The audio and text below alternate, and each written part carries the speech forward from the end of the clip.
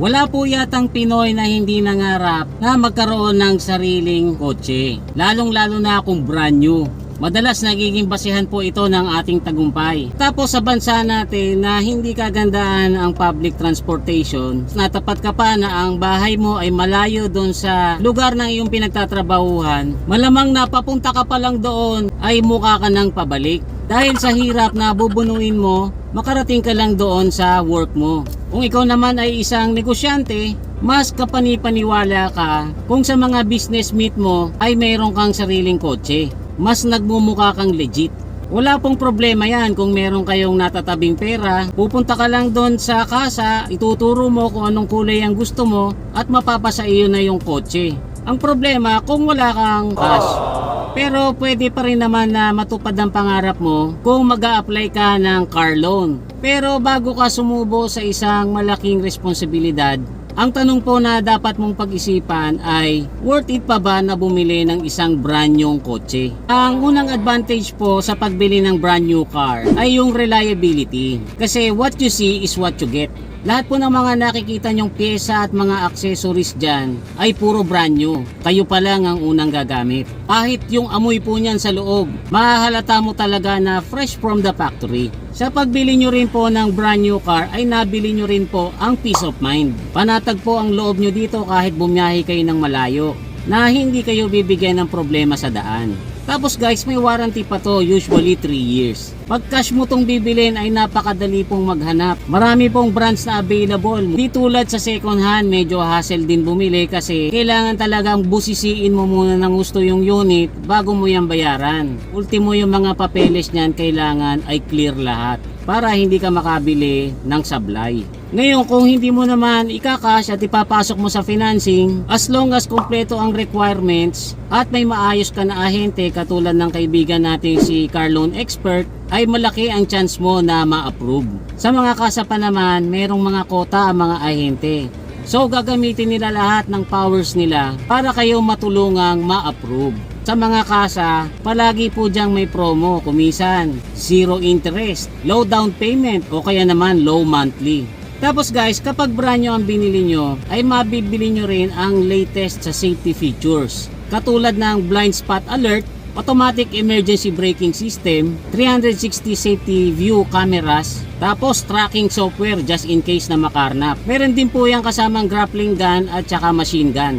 Joke lang, wala pong kasama yung grappling gun at saka machine gun. Pero anong malay nyo, baka sa future.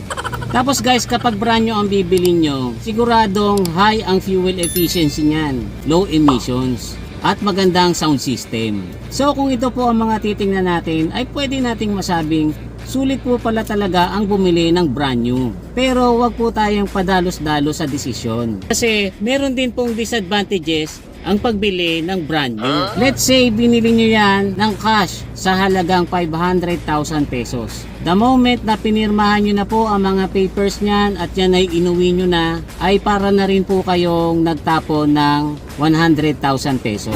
Kasi guys, ibenta nyo man yan kinabukasan, hindi na po yan mabibili sa original price nya. Standard na po yung 20% ang nababawas sakali gusto nyo yang ibenta. Ikapitbahay kami noon na nanalo sa raffle ng brand new car. Hindi niya po yan naibenta ng katulad ng presyo sa kasa. Binawasan na po ito ng 20% nung nakabili.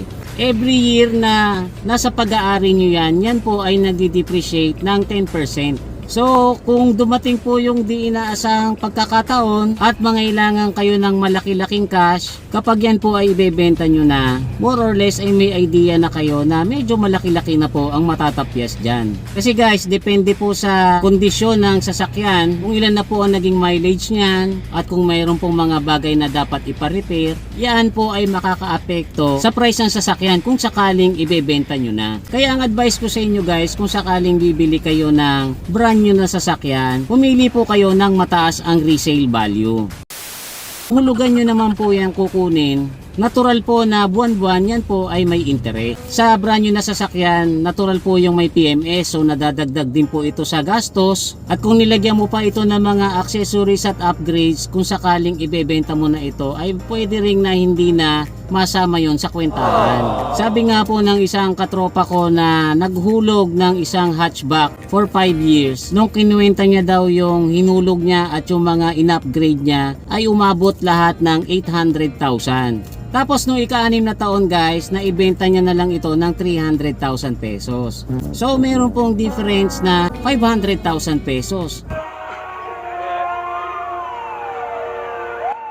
Pero guys, hindi naman lahat kasi ng bumibili ng brand new na sasakyan ay may intensyon na ibenta ito later on. Meron pong mga bumibili na tinatabi talaga nila sa kanila kasi napapamahal na. At pag natapos na nilang hulugan, bumibili sila ng iba pa pero hindi nila binebenta yung luma. Mahirap po kasi talaga ang may hinuhulugan. Kapag na-approve na po kayo sa financing at naiuwi nyo na yung kotse, sa loob ng 5 years or 4 years ay araw-araw ka nang may utang. Naranasan ko po yan nung kumuha kami ng Mitsubishi Adventure. Almost 15,000 po ang hulog nun monthly. So kailangan ko pong kumita ng at least 500 pesos a day para lang sa panghulog.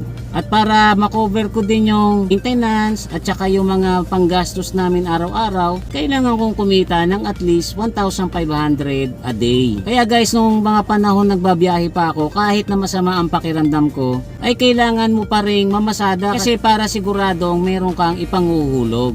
Tapos guys, kapag hulugan ng kinuha nyo, hindi nyo po yan pwedeng ariin agad kasi technically hindi pa po yan sa inyo. Magiging sa inyo lang po yan kapag fully paid na. Medyo mahigpit po ang mga bangko pagdating sa mga delayed payments. Meron po yung penalty kapag nalilate kayo.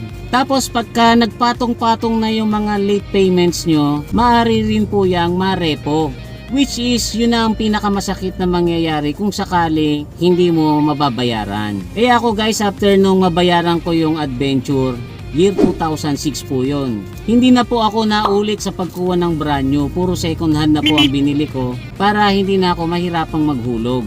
Hindi ko naman po sinasabi na wag na kayong bumili ng brand new. Binibigyan ko lang po kayo ng idea para hindi kayo padalos-dalos sa desisyon. Kasi guys, itong mga ganitong klase ng desisyon, ika nga sa English, this could either make you or break you. Nice.